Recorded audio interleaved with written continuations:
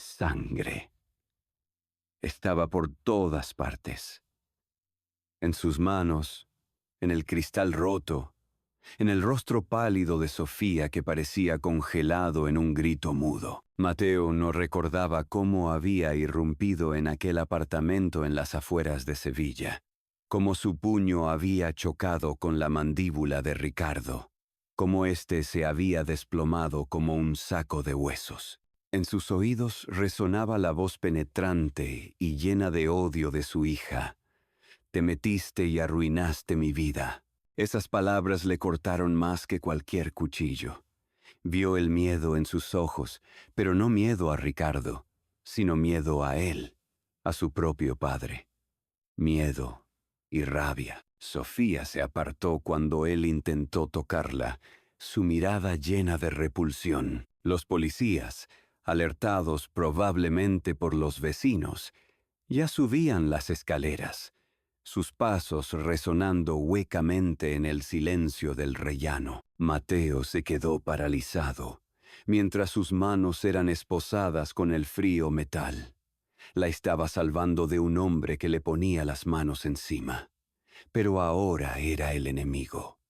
Que así sea. Es mejor ser un enemigo que un padre indiferente. Los días después de aquel incidente se fundieron en una pesadilla turbia. El interrogatorio en la comisaría, la habitación del hospital donde Sofía yacía con el labio partido y un ojo morado, pero se negaba obstinadamente a decir quién se lo había hecho. Guardó silencio cuando los médicos preguntaron.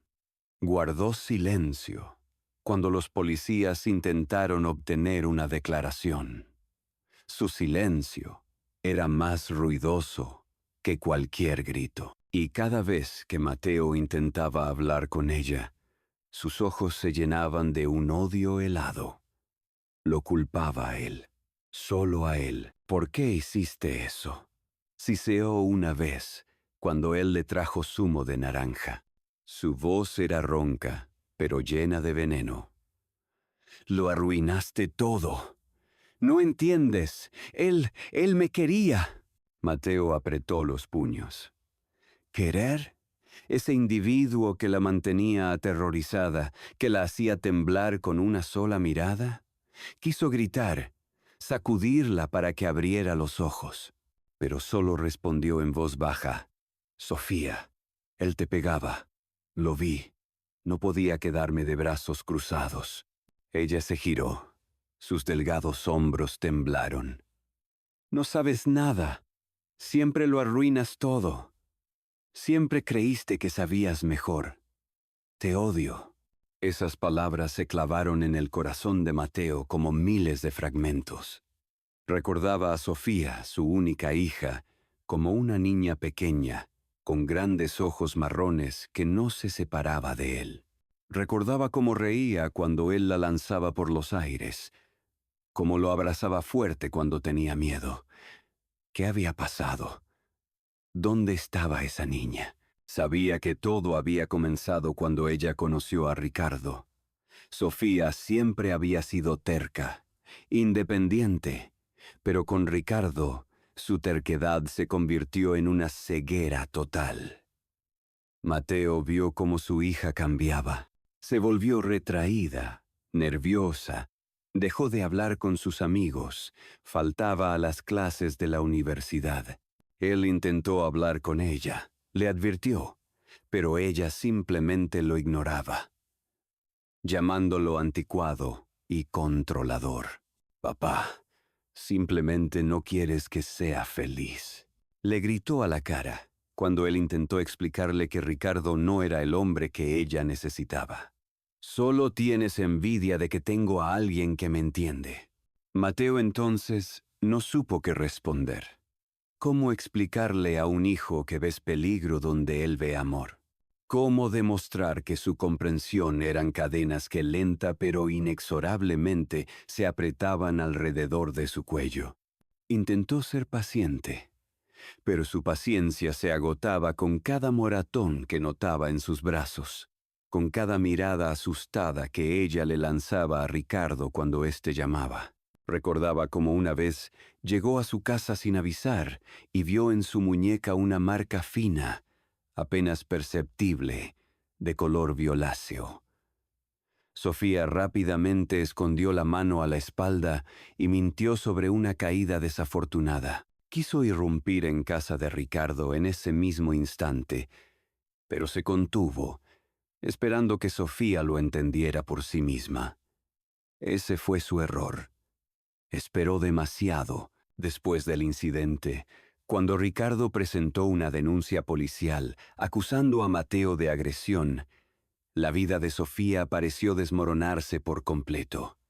Se negó a volver a casa con su padre. Se mudó con una amiga que, al parecer, también estaba bajo la influencia de Ricardo y su círculo. Su nombre era Carmen. Carmen era unos años mayor que Sofía, y su autoridad parecía inquebrantable para Sofía.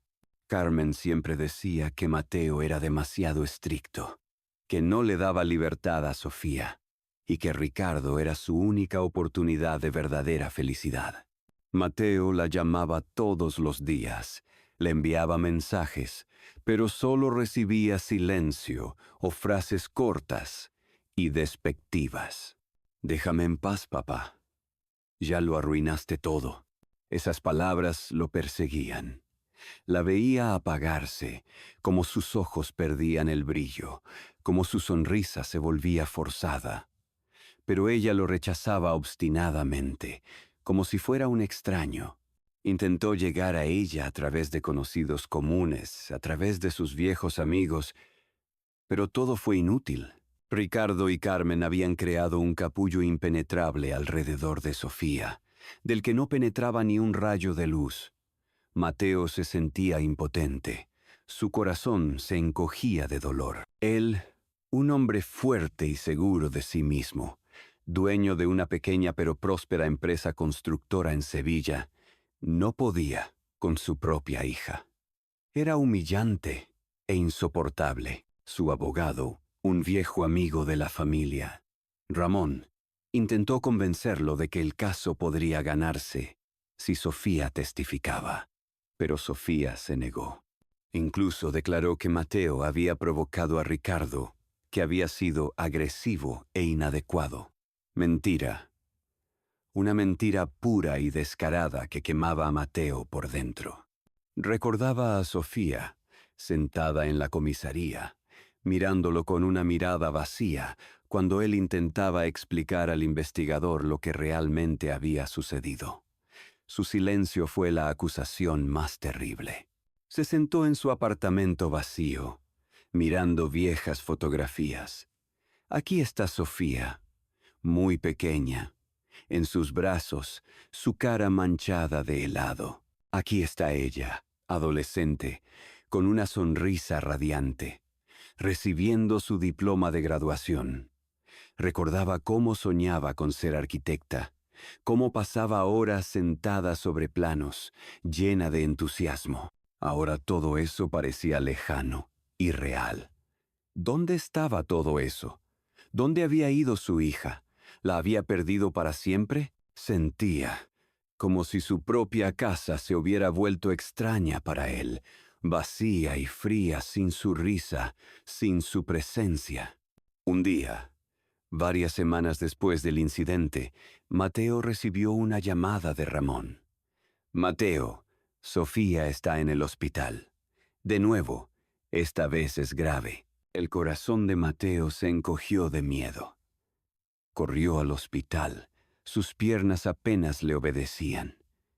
En el camino, repasó en su mente todos los escenarios posibles, cada uno más aterrador que el anterior. Cuando entró en la habitación, Sofía yacía en la cama, su rostro pálido y sus ojos cerrados.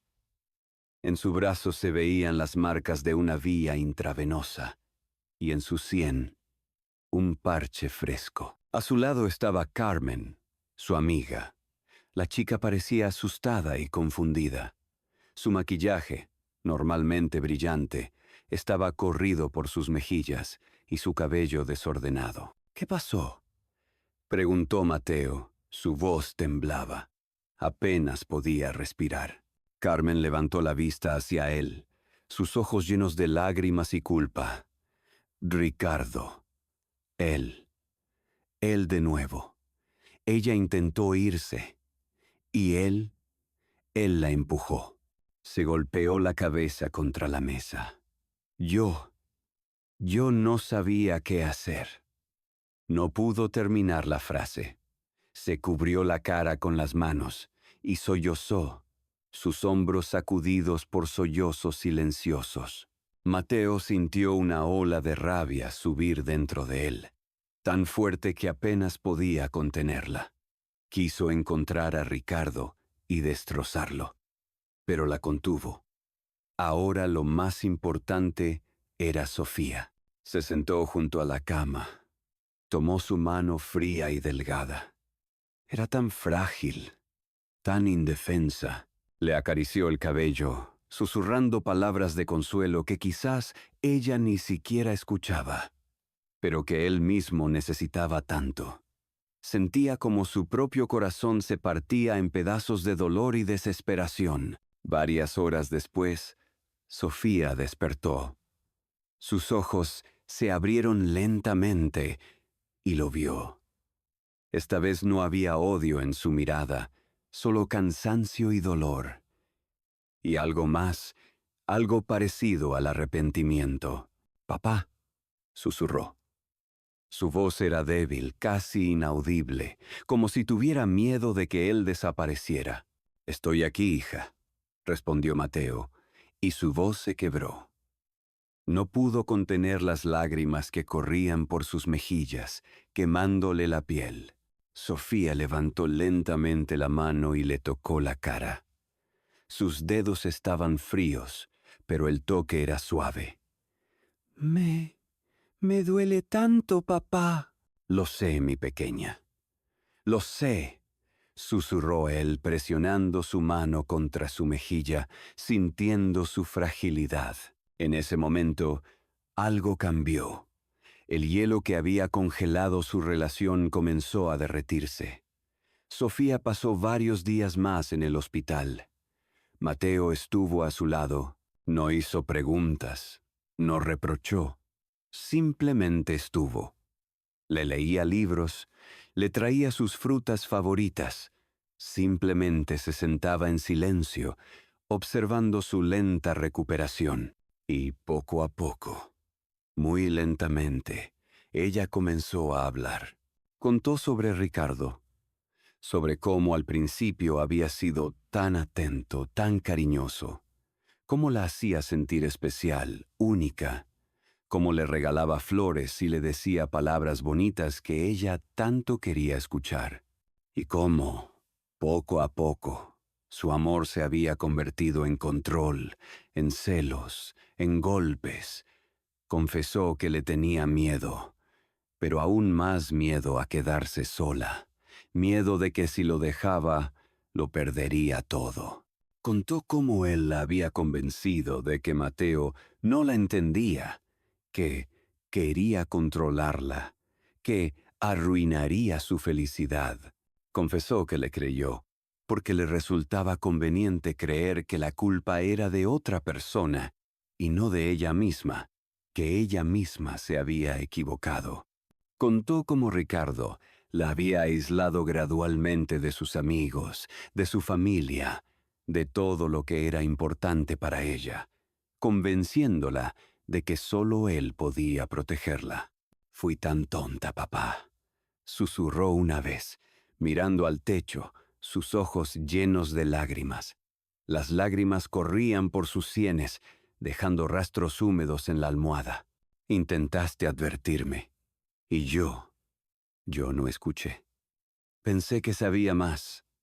Pensé que solo querías arruinarme la vida. Estaba tan enojada contigo que no podía ver la verdad». Mateo le tomó la mano y la apretó fuerte. «No eres tonta, Sofía. Solo te confundiste. Todos cometemos errores. Lo importante es que lo entendiste ahora. Pero yo te dije cosas tan horribles. Te dije que te odiaba.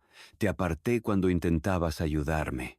Lo sé, respondió él en voz baja, acariciándole el cabello.